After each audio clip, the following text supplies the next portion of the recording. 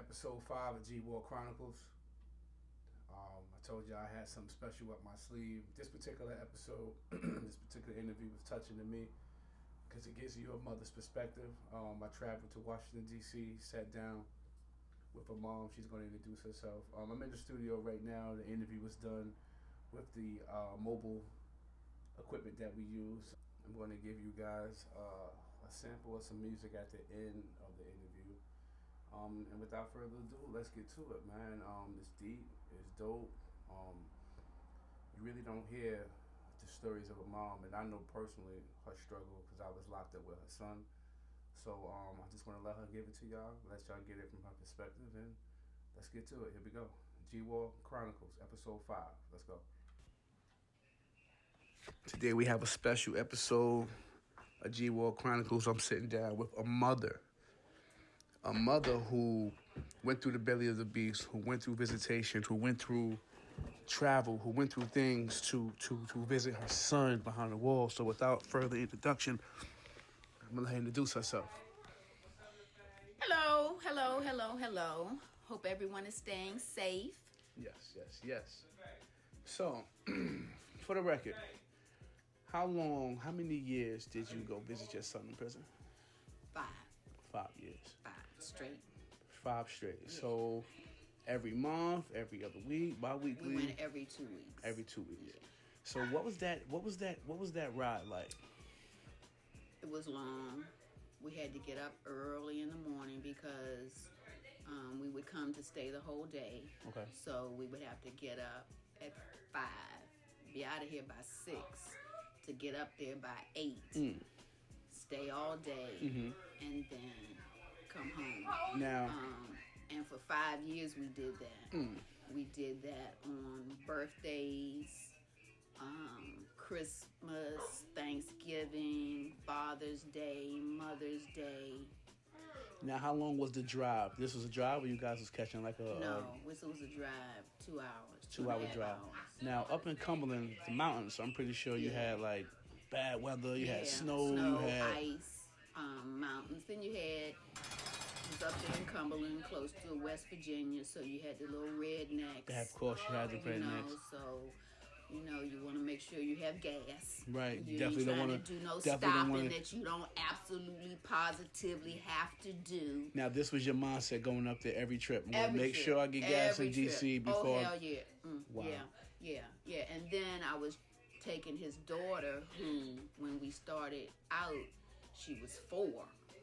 So getting her up at 5. Right. I had a little pallet I would put in the car so that she could sleep on the way up there and coming back. So, yeah. Now, how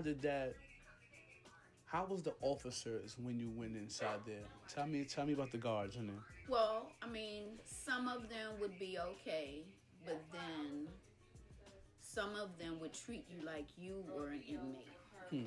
We had an experience where, I don't know if I want to talk about it, but we had an experience where they made me take off my bra. Wow.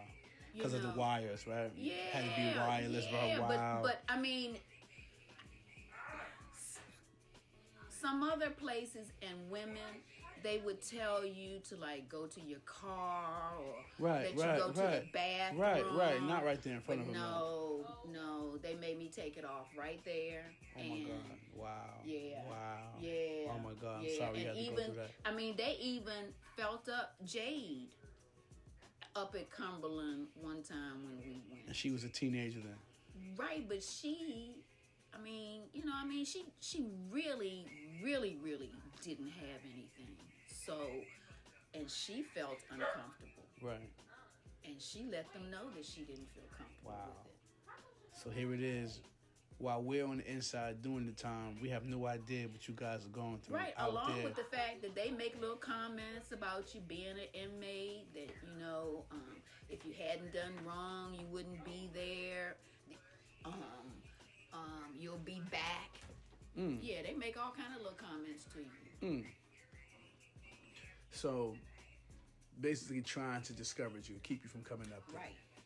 Right. And they figured, too, the more shit that they put you through, that you're not going to want to go through that, so you're not going to come. And I would always let them know. So here it is. Nothing they can tell me that I'm not going to come back. You send men to these institutions to do time. And here it is, on top of us having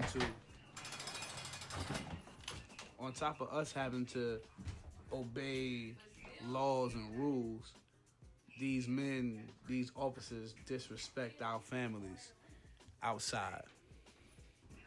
And then expect us to stay calm when we find out these things, because the officers that do this, you're gonna tell me who it is, and now here it is. I have a vendetta against the officer because he may have shook my room down and maybe did something to me, and see the name that you're coming to see. So now he wants to take out a personal vendetta against me. An officer who's here for work is taking out a personal vendetta against me. That's bad. Yeah. That's bad. And then too, I mean, when things would be said, as a mother, I had to weigh whether or not I was going to tell Jay. Right. Because I didn't want it to be a situation. Right. So even though there were situations where I felt I was being disrespected, how much I would let him know happened or didn't happen, would be based on how I thought he would react. And to make sure he didn't get no more time. Right. Sheesh.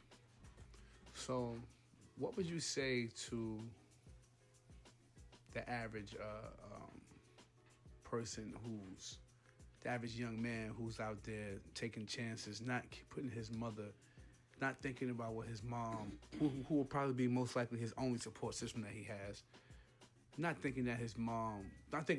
What would you want to tell a young man out there listening?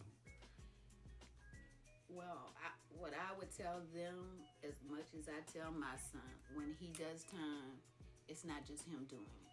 The whole family does it. The whole family does time, because then I have to make sure that he got money in his account. I got to make sure that he has a visit. I got to make sure he got mail.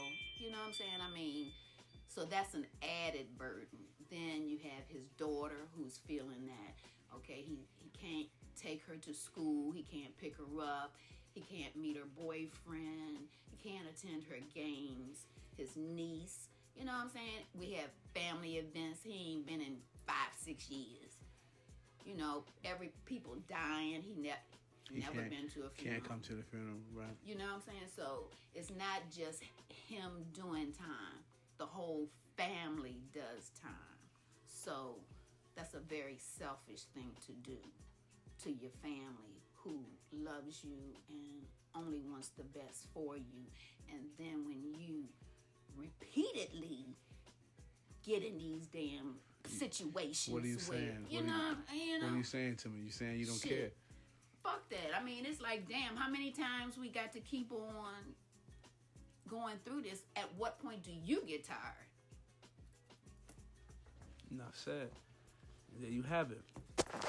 So, all we can do is put the word out and just hope that someone, catches it, hope that it gravitates and hits to someone, Because it's definitely, only thing you have is your mom. Only you have is your mom. The girl, sometimes, she don't be there. The friends, they definitely don't be there. And the person you find yourself calling the most is mom. So, for all those listening, I hope this hit home. And another episode of G World Chronicles. Here we go. Man, I hope y'all enjoyed episode 5, Mother's Perspective. I hope that hit home for some. Once again, hit that link. Like, subscribe, comment. I'm going to give y'all a sample, some music from one of my artists to rock out to as the show ends. The show comes to an end. Once again, man, let's help us get this show off the ground. G World Chronicles. Man, let's go, man. Let's get it, man. Episode 6 coming. I got some more crazy episodes coming. I got some more stories for myself. And some more dope interviews coming, too. So, stay tuned. Let's rock out.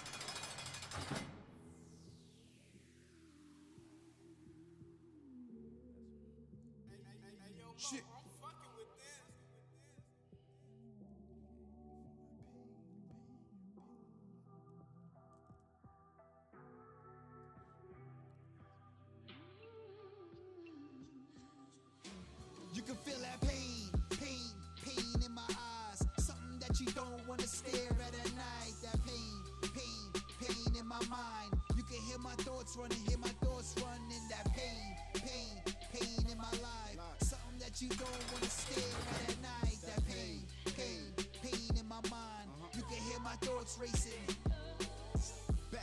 shit like I ain't never left. Motherfuckers think it's a game, but I don't see a ref.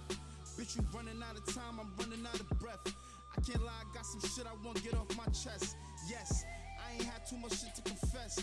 Try to tell me I ain't shit, but you wasn't the best. But I can't lie, you told me, babe, never settle for less. But why we ain't just thug it out, everybody got stressed. You try to kill my self-esteem, tell me I'm insecure. You all partying a date like you immature. I ain't expect that shit you did, that was a close call. And me not doing shit about it, I felt so soft. You know that pain, you said that's what you felt. But Lord knows I felt that, bitch, you wasn't by yourself. To ease the pain, the shit they gave ain't help. I'm more than heartbroken, I don't trust nobody else. The pain, you said that's what you felt. But Lord knows I felt that, bitch, you wasn't by yourself. To ease the pain, the shit they gave ain't help. I'm more than heartbroken, I don't trust nobody else. I'm more than heartbroken, bitch. I don't trust nobody else. You got me fucked up. Big time. You know, like I don't give nobody my fucking heart. And I gave you my fucking heart. You? And this what the fuck you do? Like, come on. Gotta be out here. I'm lost for words, man. I don't really know what to say, man. Just like I felt the pain. Just like I felt the pain. Bitch, I'ma make you feel a fucking pain in my eyes. Something that you don't wanna stare at night. That pain in my mind. You can hear my thoughts running, That pain in my life. Something that you don't wanna stare at night. That pain in my mind. You can hear my thoughts racing.